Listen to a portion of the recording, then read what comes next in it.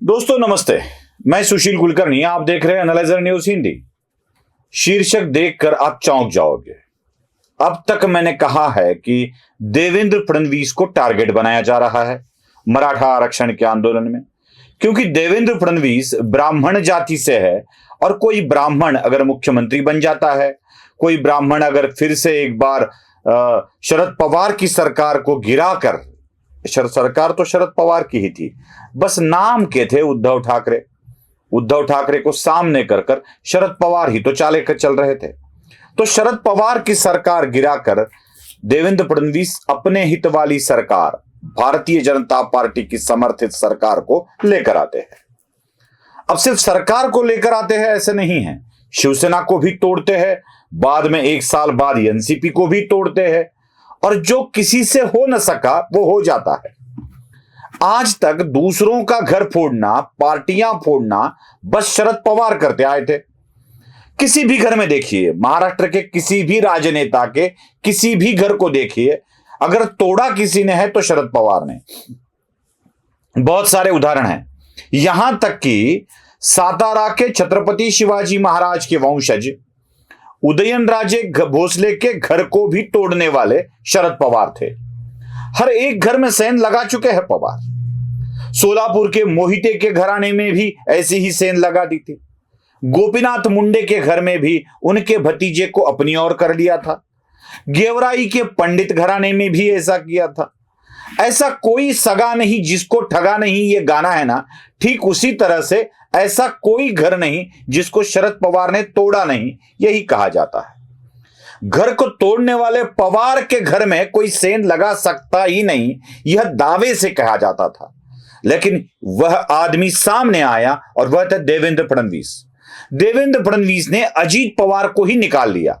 बस अजीत पवार को निकाला ऐसे नहीं है, छगन भुजबल भी आ गए।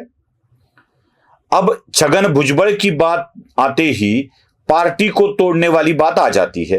पार्टी को भी तोड़ा, क्यों तोड़ा? मुझे एक बात बताइए, शरद पवार की खुद की पार्टी तोड़ तोड़ के तो बना चुके हैं पवार। किसी से ये ले लिया, किसी से वो ले लिया, एनसीपी में कांग्रेस से छगन भुजबल ले लिया, बीजेपी से धनंजय मुंडे ले लिया, कभी सुरेश दस को ले लिया। ऐसे ही नेताओं को तोड़ तोड़ के अपने पास जोड़कर शरद पवार ने अपनी पार्टी बना ली है। शरद पवार कहां है इसमें, कहां है एनसीपी? एनसीपी तो बनी है पार्टियों को तोड़ तोड़कर। कांग्रेस को तोड़ा, बीजेपी को तोड़ा, शिवसेना को तोड़ा। हां, भास्कर जाधव और छगन भुजबल की ही बात ले लीजिए, शिवसेना को तोड़कर ही।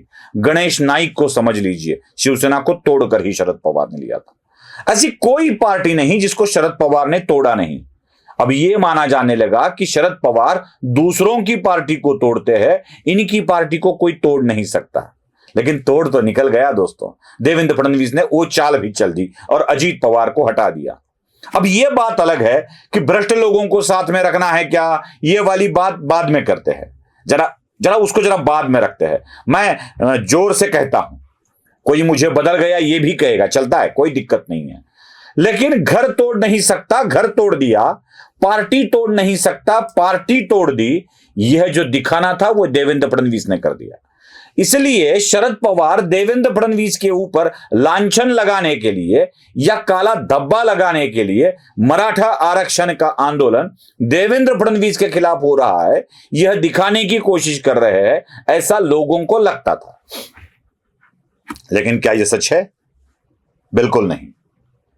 देवेंद्र फडणवीस निशाने पे दिख तो रहे हैं, लेकिन निशाना नहीं है।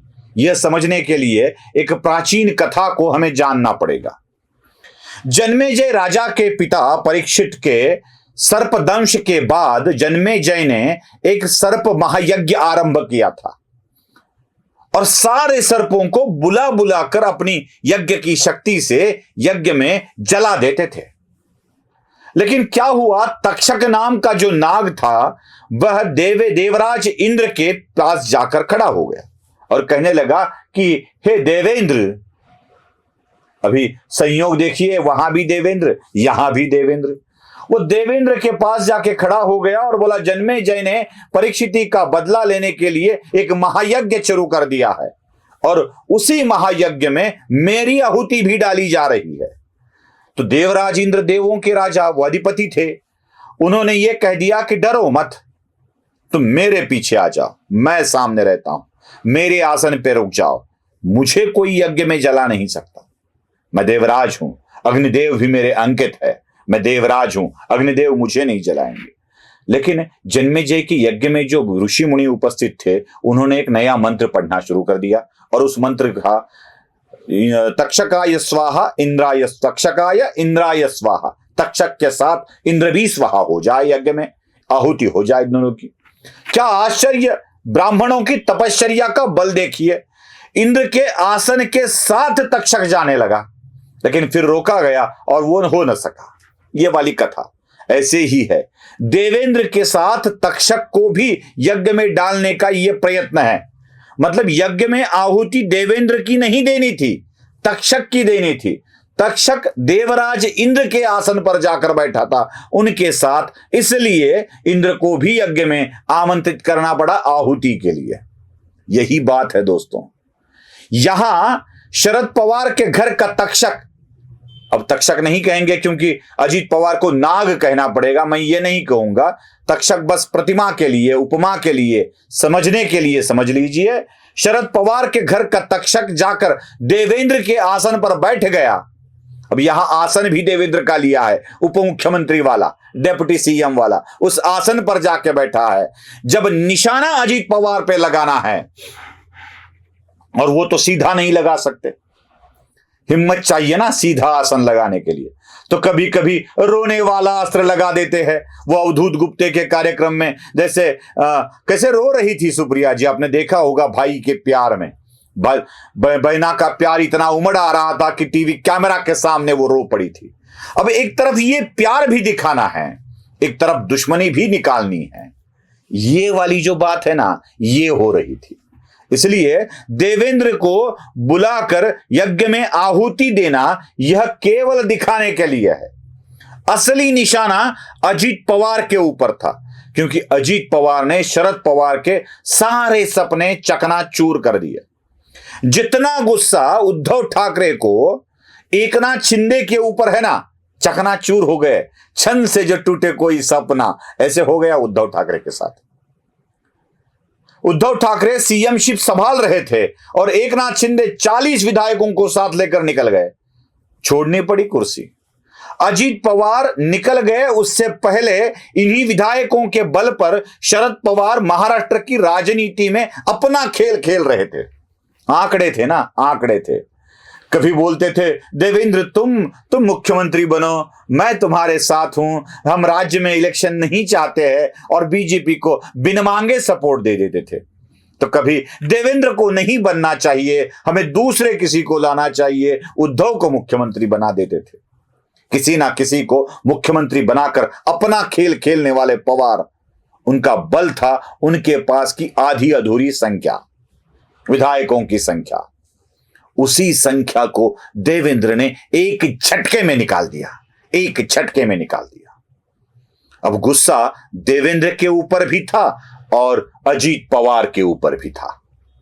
यही गुस्सा इतनी खूबसूरती से निकाला जा रहा। शरद पवार तो राजनीति के खेल के मंझे हुए खिलाड़ी है। वो ऐसे खेल खेल जाते हैं कि खेल खेलता कोई और है, दिखता कोई और है, सजा पाता कोई और है, नाम किसी का आता है। शरद पवार ने बस यही खेल खेला है। मराठा आरक्षण की आड़ में देवेंद्र पर निशाना साधे पवार को यह पता है कि जब देवेंद्र फडणवीस पे निशाना लगाया जाएगा तो सरकार सामने करेगी एकनाथ शिंदे और अजीत पवार को, उन्हीं को बोले कि जाओ डील करो आप, क्योंकि दोनों मराठा नेता है।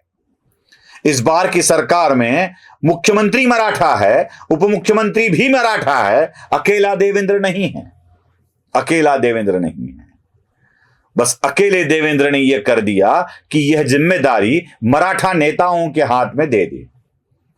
अब निशाना तो अजीत पवार पे लगाना है। अजीत पवार को तो घर का भी कहना है, नेता भी कहना है, भतीजा भी कहना है, भाई भी कहना है, लेकिन निशाना तो लगाना है। तो क्या करना पड़ेगा? इससे बेहतर है इंद्राय तक्षकाय स्वाहा। वही कर रहे हैं शरद पवार, वही कर रहे हैं। अब शरद पवार ये जो चीज चाह रहे हैं, इंद्रा या तक्षका या स्वाहा वाली, जन्मेजय और परीक्षिति के वक्त जब ब्राह्मण या ऋषि मुनि, ब्राह्मण का अर्थ ऋषि मुनि ऐसा ही लीजिए, जो अपने कर्मों से ब्राह्मण होते हैं उनको ही ले लीजिए, उनके पास अपनी एक शक्ति थी, वह साधना करते थे, तपश्चर्या करते थे, अध्ययन भी करते थे, मंत्रों के उच्चारण के साथ उनकी भी एक शक्ति हुआ करती थी। तब इंद्रा ये तक्षका ये स्वाहा बोलने के बाद तक्षक के साथ इंद्र भी आ जाते थे। क्या अब होगा? क्या घर का तक्षक देवेंद्र के आसन पर अगर जाकर बैठा है तो क्या आ जाएगा?